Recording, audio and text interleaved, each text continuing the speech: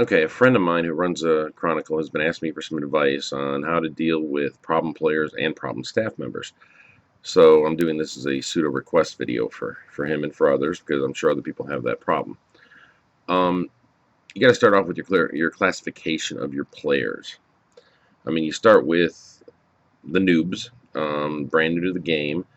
They need a lot of training, a lot of teaching. They don't understand the genre. They're going to ask a lot of questions, some good, some bad. Um, but in the end, they're all worthwhile because they learn from them, at least in theory. Now, some of these will develop into twinks. Twinks are just there because they think it's cool. They add very little to the game other than warm bodies. Every game's going to have them. In the end, your alphas and such need somebody to lord over. So it's much like Vampire, where the Primogen need peons to piss on. So there you go. Then you're going to also have your combat monkeys, which are just a more advanced version of twinks. All they want to do is fight. They're not there much for the role playing. They're going to sit around the edges of it. They're not going to say much. They're going to always come across as the strong silent type. But once the combat starts, then they start throwing their wonk into the mix. Then you get your solid gamers. Okay, these are what should be making up most chronicles. They can role play. They can game. They play their sheet. They play their character. They play the story. They advance story. They create story. Good players. Okay. Um, then you got what you call your scene stealers. Okay. These people are usually solid gamers, solid role players, except for the fact that they're going to wait until the opportune moment, usually near the end of the night, to try to steal the scene. So they're going to be what's remembered. If you do a player meeting at the end of your game where you give nods to people, the players give nods to the people who made the game fun, they're going to be fresh in their memory. When it comes time for renown, they make sure that they just peaked at the right moment. Okay, I mean, when you break up your solid gamers, you have two types. You have your solid gamers, the ones who play their sheets really well. You have your solid role players, the ones who play their characters really well. Okay, scene stealers know how to play both, and they tend to they tend to hold their moment. Um, it's good on occasion, especially an example for some of the younger players, but it gets old really fast. Then you got your superstars. Okay, these are the people that, as storytellers, you want to sit back and just watch them roleplay because they're that good. Um, they create story regularly. They take stories that you throw in their face and they make them their own and they alter them to the point where it becomes something totally new and something totally awesome. Um, so, in this mix, usually your problem players are going to be your scene stealers, your combat monkeys, your twinks. Occasionally, you're going to get some friction between the solid sheet players and the solid role players. Um, you really just have to have a handle on it. If they're doing something that's against the rules, you have to come down on them. If they're just annoying the hell out of people, make sure that the people can dish out some kind of repercussions.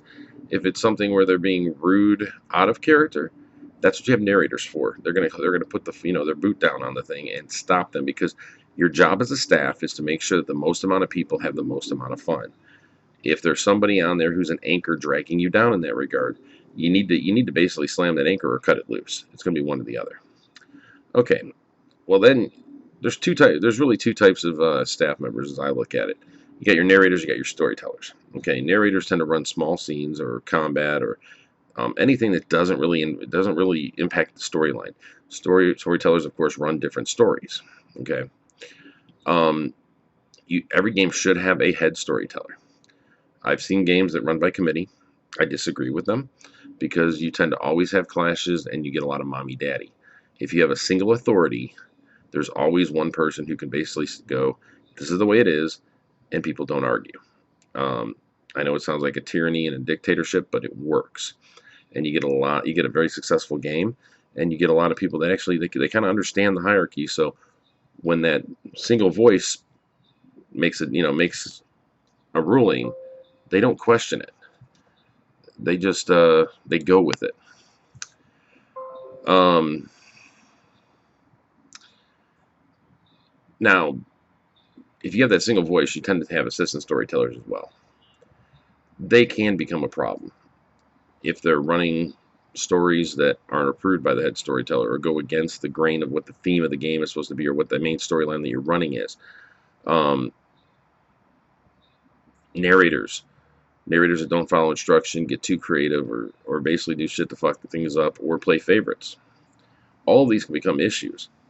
In the end, this is why I like having a head storyteller with pretty much supreme power, because then they can basically come down on everybody and fix it. This is a storyteller's getting out of hand, give them a verbal bitch slap. They're still not listening, do it publicly. Still not listening, get off my staff. Simple as that. If you can't do that, you're not going to run a successful game. Same thing with narrators. You just got to be able to bitch slap them back into submission, because in the end, they're part of your staff. If they're not looking to the needs of the players as dictated by the head storyteller, then they're not worth being on your staff. A lot of times, people will be on staff because you're out of options. That does not make for a very successful game. A lot of times when you're looking for a new staff member, you have to look very carefully. You should always find somebody who's got respect amongst the players. That usually comes from their personality and their role playing ability, and sometimes their general knowledge. Sometimes they can have two of those three, but not all three. But they can be molded. If you don't follow that, you're going to end up with some bad choices. I mean, example, players that play gimmick characters. What's a gimmick character?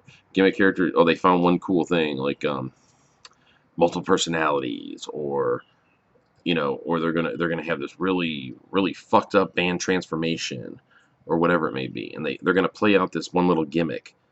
Well, those tend to play out within a couple sessions, and then they go and suicide their character, or they go bored with it, whatever it may be.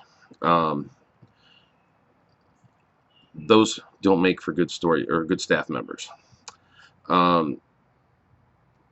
Power gamers, okay? The easiest way to identify a power gamer is when they're put into an adverse situation. If they're put into an adverse situation and they cannot deal with it, and they choose to walk away, run away, ignore it, make a new character, suicide their old character, such, these make for horrible staff members. I mean, the worst thing I've ever seen, I had somebody we were considering for staff at one point who told another player that he had an ultimatum that if this particular thing happened to his character, he was just going to suicide and make a new character because he didn't want to deal with that. That person has no business being on a staff, not as a storyteller, not as a narrator. Hell, they barely have any business being in the game. I mean, that right there it's a metagaming twink. Those are somebody you want to get out. Like I said, you're looking for respect, you're looking for knowledge, you're looking for role-playing ability. You get all those things together, and you can actually come up with some good staff members. They also should be in just far enough in the grand vision for the story that they believe in it, that they're going to play it through.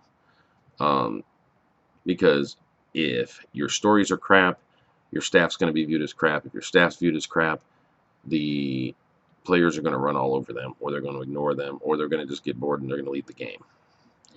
Okay, well, I hope that helped my friend. I hope that helps anybody else. That's it. I'll be putting up more videos shortly. Later.